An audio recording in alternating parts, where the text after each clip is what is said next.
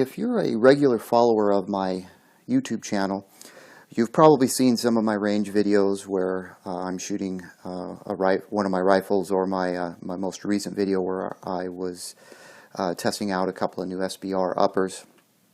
And this is my 10.5-inch SBR upper. It's a Palmetto State Armory cold hammer forged 10.5-inch barrel, and I've got some flat dark earth hardware on here. This originally came with a standard A2 flash hider, which I removed and installed a Bravo company gunfighter, I believe it's a Comp Zero muzzle brake. Now these are very nice muzzle brakes. I like them. I've used them on several different rifles, but it doesn't work too well on such a short-barreled rifle. And it's not that it's not performing its function of acting as a brake. What's happening here is with such short barrels, you get a lot of flash upwards and to the side, as well as a lot of sound and concussion. In my last shooting video, where I was shooting my SBR with the 10.5-inch upper and the 7.5-inch upper, I shot way more rounds with the 7.5-inch upper. It was very pleasant to shoot, very enjoyable.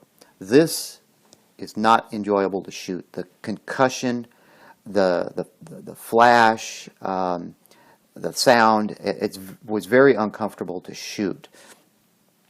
When you go with such a short barrel, these types of brakes and flash hiders just don't work on these short-barreled rifles, at least from my experience.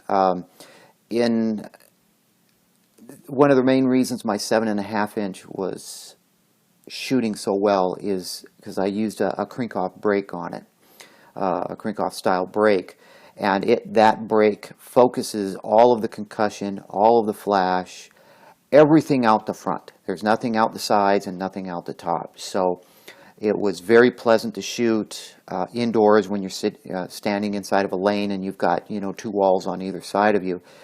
Very pleasant to shoot. So out in the open, this may not be as much of a problem, but it would be a problem if you were working in a team environment, or a two-man team or a three-man team, and you're right next to somebody shooting. That's not going to be very pleasant for them. So I'm of the mindset that for such short barrels, you really need a linear type of compensator that basically pushes everything downrange. And you can go with a crank-off style brake like I did on the 7.5. I'll talk about that in another video, because that's a whole nother video to talk about. What I'm going to talk about and do in this video is I'm going to talk about what I'm going to replace this Bravo company muzzle device with. I was doing a bit of research, and unfortunately I don't want to run a crank-off style brake on this. I want something small and rather compact. And there's a few offerings on the market.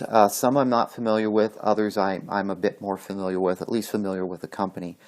And one of them is Troy. I've used a lot of different Troy products, which I like. I know some people hate Troy for a multitude of different reasons, but as long as they keep making a decent product, I'm going to keep using their products. And this is another one made by Troy. It's their Claymore, which is, they refer to it as a muzzle brake, of course, but it more or less is designed specifically to direct muzzle blast and sound away from the shooter downrange.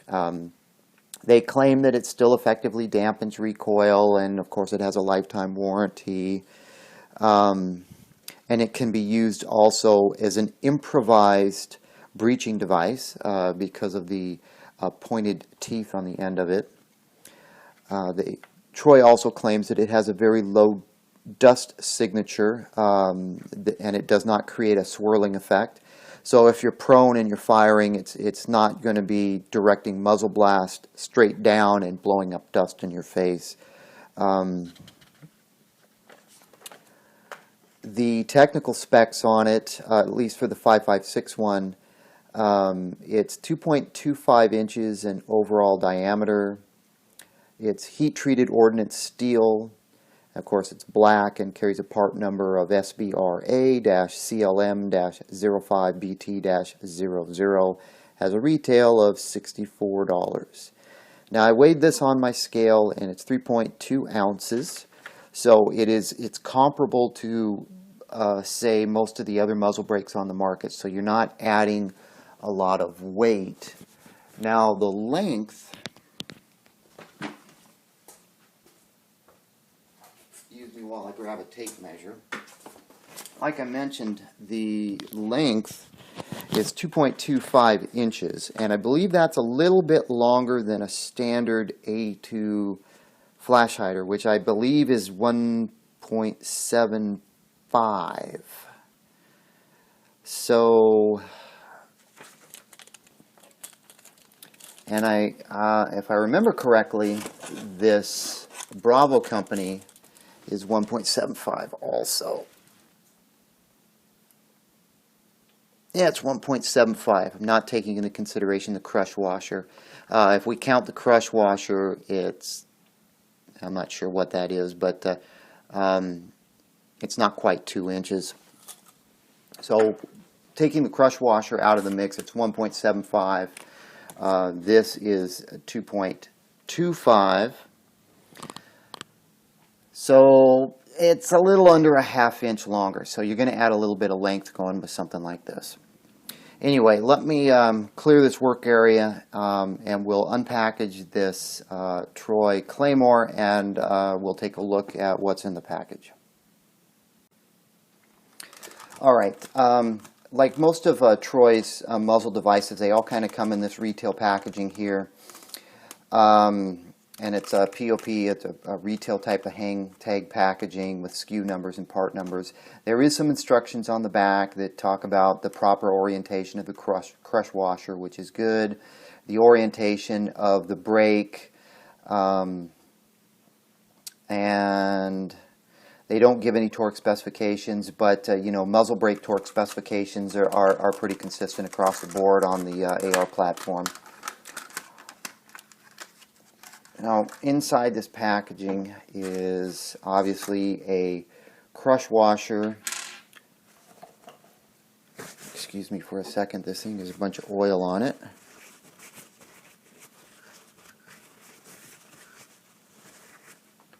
So we got the brake and the crush washer.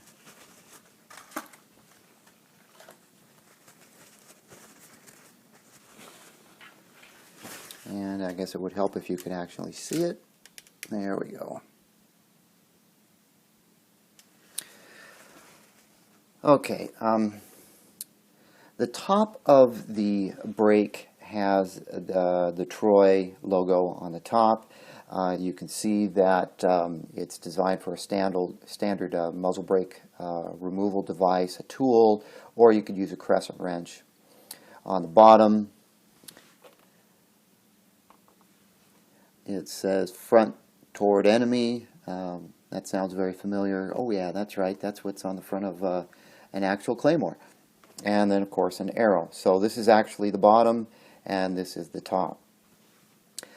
You can see looking at the end of this device how it's designed. All of the ports on this are in the front. So basically all of your blast energy and your flash is going to be coming out of the front here. I honestly don't think this design is going to help a whole lot with any type of recoil. This is more or less basically to focus everything downrange so you don't have a bunch of concussion and blast waves coming out the side of your rifle. And that's why I'm going to use it on my short-barreled 10.5 and also on my 7.5. This outer material here is ribbed, and I don't know if that, normally this type of ribbing is for slip-on, to aid with slip-on sound suppressors. I don't know if this is actually compatible with any sound suppressors. I don't have any specifications saying it is, so this might just be a cosmetic thing that Troy added on this. You can also see the teeth on there, so if you needed to use your rifle as a breaching device, I'm not exactly sure how that's going to help with a breaching device, but it looks medieval, I guess you could say. The fit and finish, the quality of construction, typical of Troy. The threading, everything on this is high quality for the money. And what I'm going to do next is I'm going to actually install this on the 10.5-inch upper. I'm going to try and make that quick so this video doesn't get too long. And we'll take a look at the upper with this Troy Claymore brake installed. Okay, I've got the Palmetto State Armory upper receiver in a vise, with a vise block, so it's secured. I've got my Magpul Armorer's wrench handy here. This is a new tool I did a review on not too long ago, so I haven't had a whole lot of opportunity to use it. I'm going to use it today. So we're going to need a tool to remove and install our muzzle device. Of course, we need the, in this instance, we need the Troy Claymore and the new crush washer. Also some Aeroshell 33 MS mil-spec grease. There'll probably already be some on here from the last installation, but I'm going to add a little bit more on there.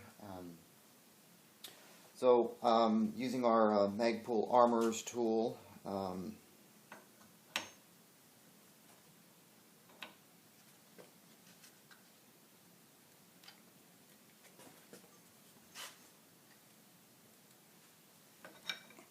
okay, works pretty good. Don't need a torque wrench to remove your old muzzle device. Ideally, you want a torque wrench to install your new muzzle device, because our muzzle device is going to be torqued down to 30 foot-pounds of torque. And I've got a large torque wrench. This is something that can be used on your wheels as well. So it's not specific to firearms. And it's definitely not the highest quality torque wrench on the market. There are better devices on the market. So we're going to set that for 30 foot-pounds of torque. And taking some of our Aeroshell grease. Obviously we already have some on there from the previous installation, so I don't really need a whole lot. The logic behind the grease is to prevent seizing or galling of two different materials that are threaded together. Now that really is applicable in situations where one item is aluminum, for example, and one item is steel. In this situation, both items are steel. So if you don't have grease to put on this, a couple drops of oil, some WD-40, some CLP, that would be nice as well. The Aeroshell 33 MS is a lot more important to use on your barrel nut. Basically, your barrel nut is steel, your upper receiver is aluminum. So that's the real important area to use the Aeroshell. So with our new crush washer, With the crush washer, you want the cupped side facing outwards, and the tapered end of it facing the front of your rifle going this way. So the cupped side out and the tapered side going this way. That way when you torque it down, it crushes against the end of the barrel.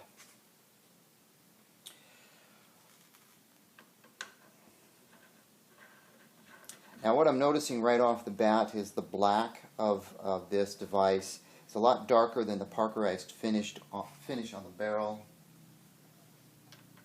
And yeah, it's about the same color as the BCM brake. Matter of fact, since we have this on here, I'll just line those two up. You can see the length difference right there. Where's that tape measure? It should be just under a ½ inch.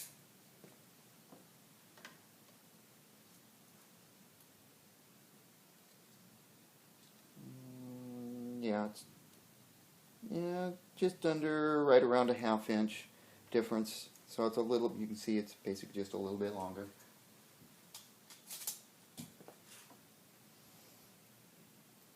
Okay, so I'm ready to start torquing this down. I'm going to double check my torque settings and we'll get moving on this.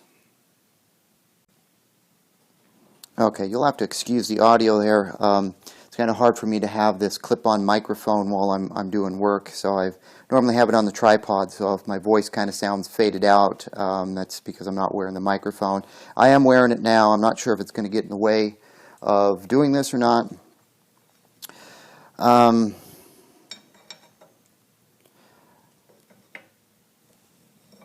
Basically what I'm going to start with here is the way the tabs on this muzzle device line up. I've got the wrench completely vertical here, and if I put my torque wrench on here going completely vertical, it's going to be sticking way up in the air. So what I'm going to try and do first is get a little bit of torque on this. So I can add, of course this may be out of frame, and I apologize because I've got the camera focused on the muzzle device.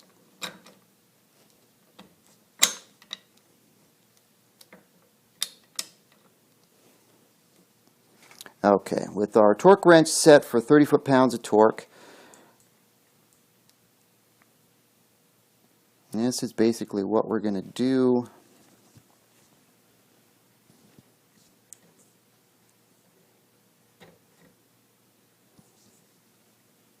And I'm hoping we hit 30 foot-pounds of torque because we're right near the top right here.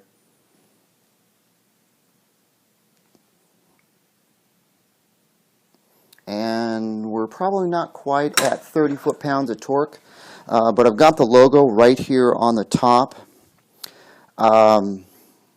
So I can already tell if I have to rotate this all the way around again, I'm going to be way past 30 foot-pounds of torque. So in this particular situation here with this crush washer, I'm probably right around 25 foot-pounds of torque. I'm not sure. I've got to check the alignment. I've got the logo on the top and we've got an arrow on the bottom. I want to make sure that that's lined up with the bottom of the barrel. And you know what? It really isn't that big of a deal if you don't get it 100%, because there are no slots on the front. The holes in the front of this make no difference. It's all about aesthetics and getting the arrow on the bottom and the logo on the top. If you're off, it isn't going to affect anything on your rifle. So I'm going to double check that, and I'll be back momentarily. Okay, this is almost perfectly lined up. I need to go a little bit more.